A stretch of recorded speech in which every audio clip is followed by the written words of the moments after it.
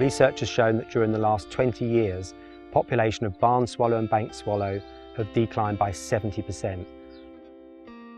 And that immediately raises a red flag.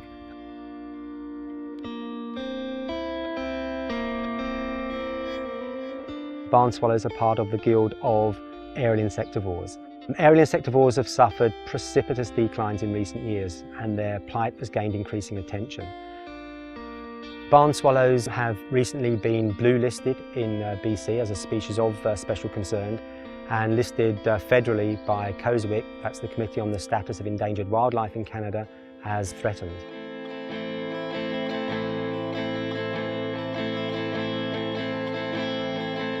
My name is Derek Matthews. I'm the chair of the Vancouver Avian Research Centre, a master bird bander and the bander in charge here at our Colony Farm field station. We retrap the same birds year after year, and this habitat is particularly important for barn swallows, for aerial insectivores. So these birds use these areas to feed, they use the surrounding areas to nest. So again, the habitat here at Colony Farm is critical for our barn swallows.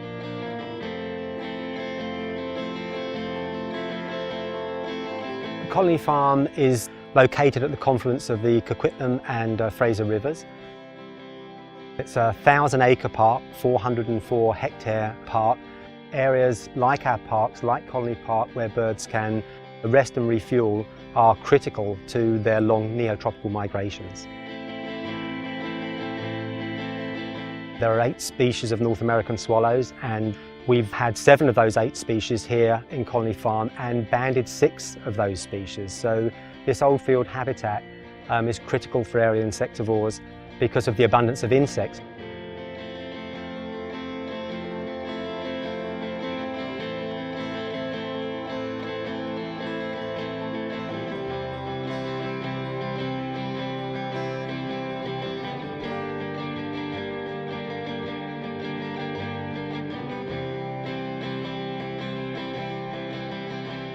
Barn swallows normally don't forage much further than about 1 kilometre away from their nest sites.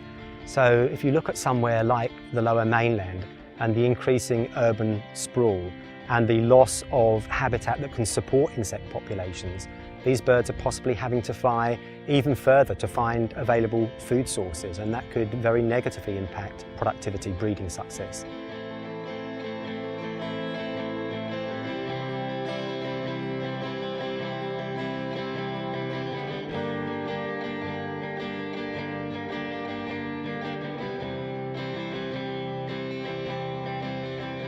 We have 30 nets here in the old field habitat, so it is a very large banding operation. We band about 6,500 birds per year. Banding starts April 1st and continues to October 31st. And this is our 3rd year of banding and monitoring the park, and we've banded 85 species of songbirds. Bird banding is useful in both research and management projects. The individual identification of birds makes possible studies that are not otherwise available to just birders or to censuses. I think one of the tremendous roles that we do play with our banding station here at Colony Farm is that it is right in the middle of an urban landscape, right in the heart of Vancouver. So it gives us a tremendous opportunity to have visitors to the station, and we have many, many visitors. The banding work that we do is very, very important from a research perspective, but it's also critically important to the public. A big part of what we do is educating, getting people to come to the banding station and really make some of these environmental issues real. When we're able to put a baby barn swallow this close and personal, it makes it so much more real than reading an article on declines of aerial insectivores.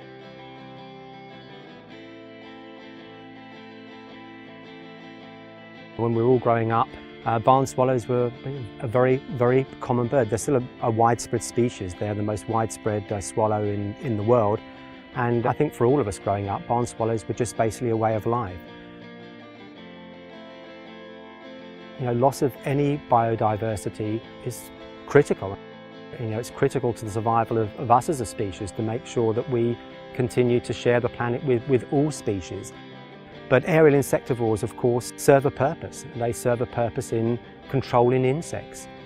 You know, it's critical to our survival for those birds to remain as part of the natural habitat and the landscape.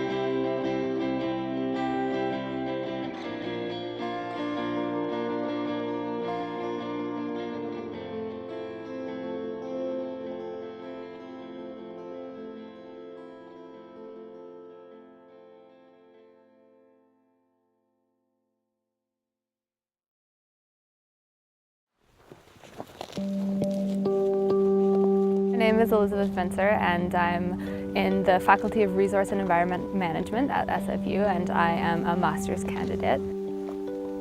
I did my undergrad at the University of Waterloo in Environmental Studies and Biology, and I wanted to move out to BC and come to SFU to pursue a master's degree, but I was really passionate about specifically working on the western skink as a species. So the western skink is a special species in BC because they're one of only 2 lizard species that exists today in BC, one being the western skink and the other one is the northern alligator lizard. So they are significant because they contribute to the biodiversity of our province.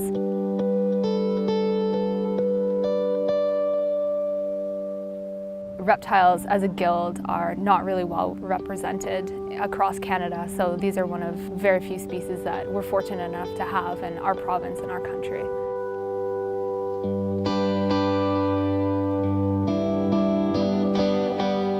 We went out together last week in April and we were looking for skinks. This was in the Vaso Bighorn National Wildlife Area, and this is a really good habitat for the skinks to be.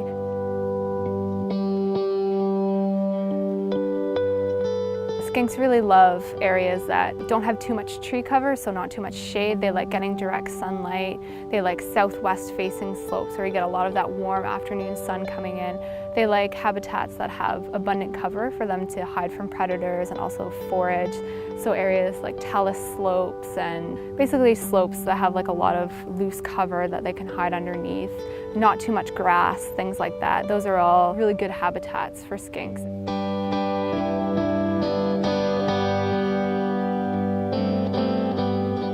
Western skinks have this fantastic cobalt blue colored tail, and biologists think it's probably a way to attract predators and distract them.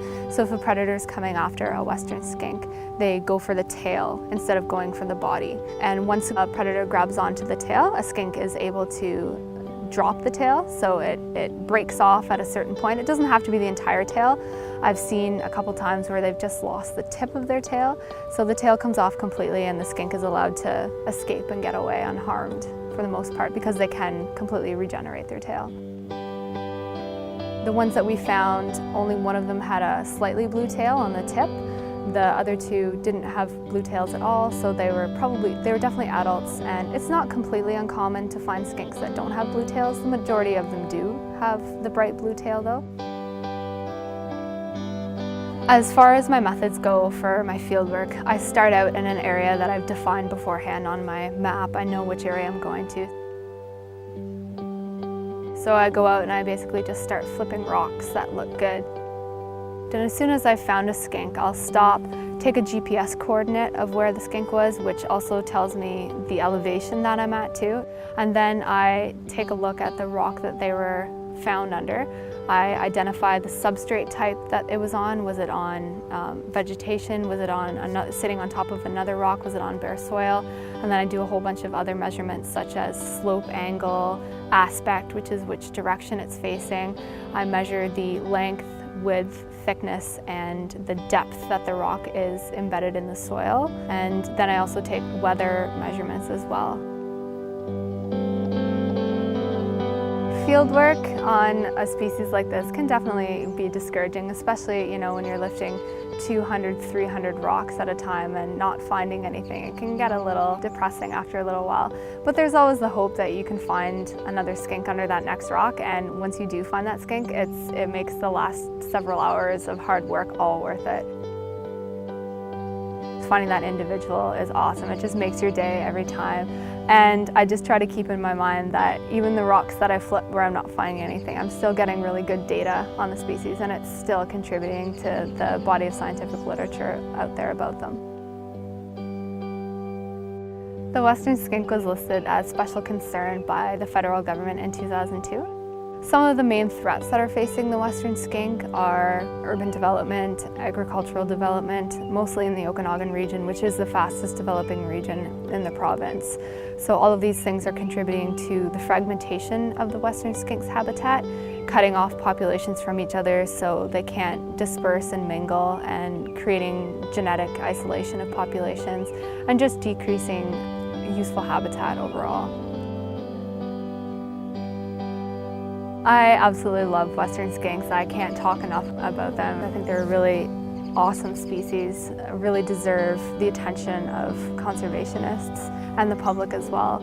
It's just something I've really been passionate about ever since I found out that they existed. I think reptiles as a guild really need people who are, champions, who go out and really advocate for the species and are really passionate about them specifically and like to get things done. So I'd really like to be that person in BC.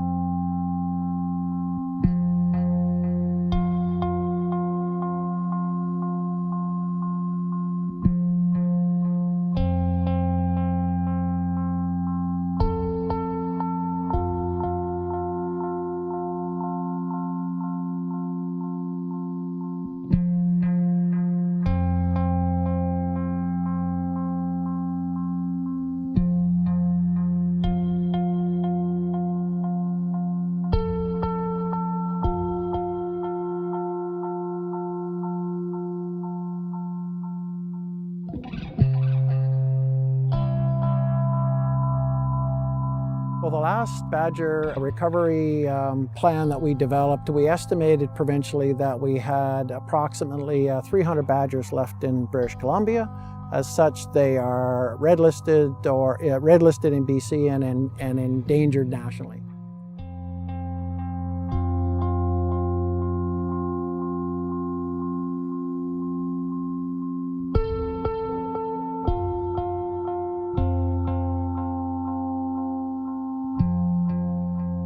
Well, we think one of the main reasons that badgers are endangered in BC is because of roadkill.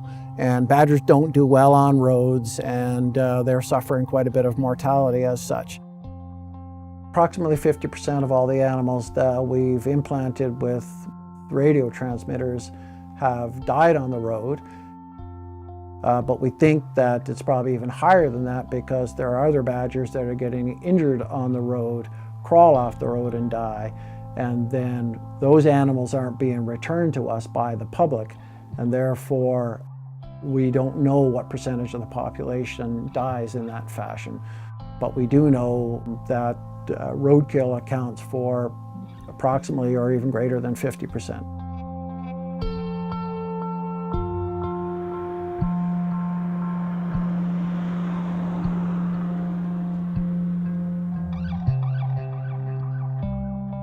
Yes, well, badgers are susceptible to roadkill, partly because badgers' breeding time and the dispersion of young occurs at the same time that we have peak traffic volumes in the caribou, with people moving through, going to Alaska and vacationing as well. Badgers are nocturnal, so they're mostly active at night, and they're very low to the ground, hard to see, and so that's why we suffer quite a bit of roadkill.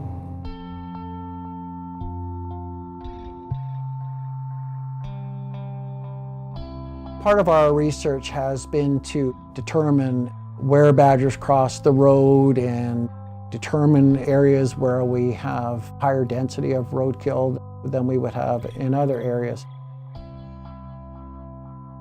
We're hoping there will be specific recommendations as to different measures that we can take, not only when we build roads, but maintain roads and design roads to actually reduce not only badger mortality, but mortality for many other species as well.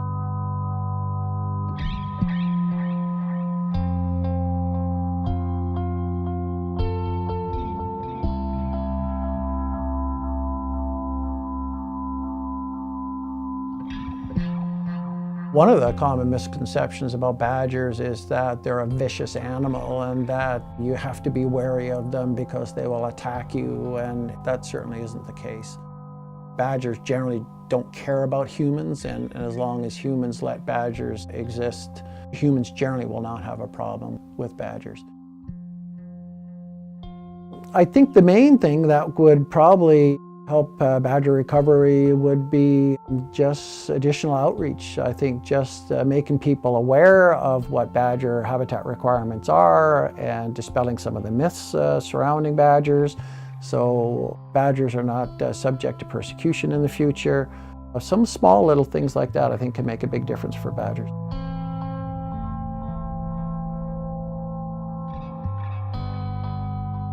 They're a part of the landscape. They do provide biological services. They do provide habitat for other species, and they're a part of the biodiversity that we're so lucky to have here in British Columbia. And anybody who sees a badger will tell you just how beautiful of an animal they actually are. So we should hang on to them because they're meant to be here.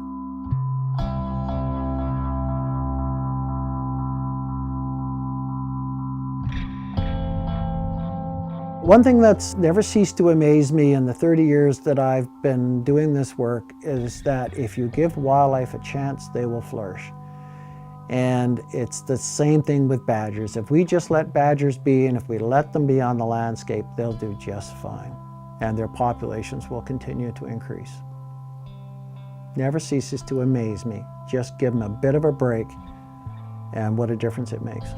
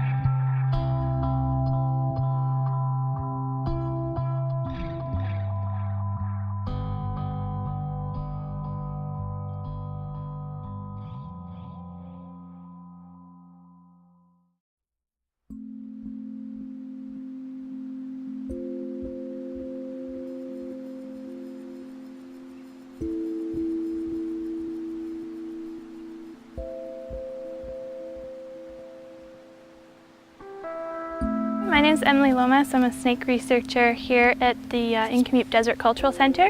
Where we are right now is what's called Canada's Pocket Desert.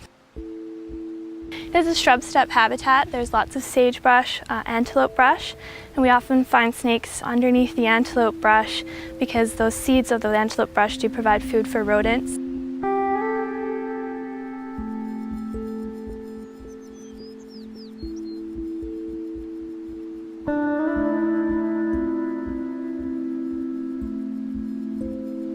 Western rattlesnakes in Canada are listed as threatened federally, and in BC they're on the blue list, which means they're special concern.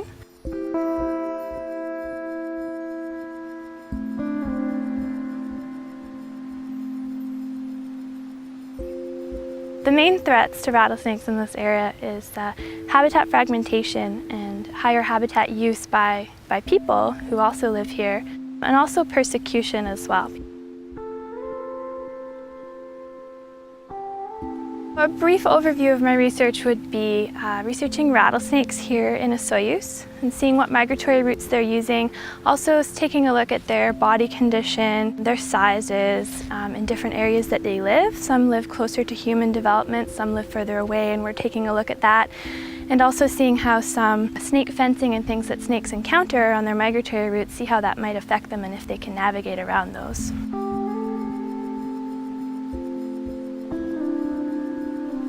Even if we don't use all of the habitat that the snakes can use, it might be fragmented into pieces. They may have to cross roads, vineyards, to get where they used to go. So even if their eventual destination is still there, if their migratory route is impeded, then they can't get where they want to go or they can't get back, and that's a problem. We don't know a lot about what the actual long-term effects are on some of these snakes from human disturbance. They might not be reaching ages as great as other snakes in other areas, and therefore they're not, over the course of their lifetime, reproducing as much. And they do have a very slow reproductive rate, so that can affect the population as well.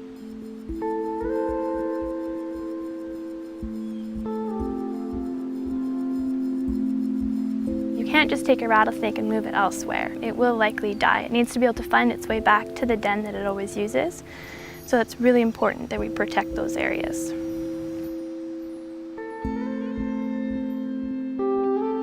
They're just fascinating. I mean, the way that they eat things, the way they hide, the way they camouflage. There's just so much about them that you don't really realize until you see them up close.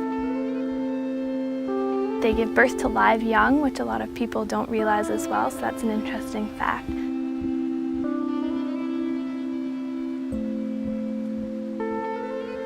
There are a lot of misconceptions about rattlesnakes just because there's not enough education out there about them.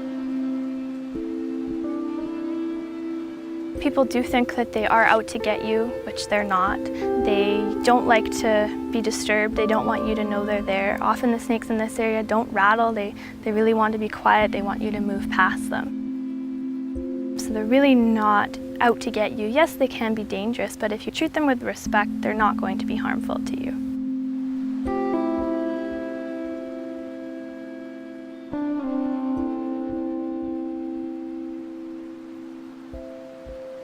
They're a species that demands some respect.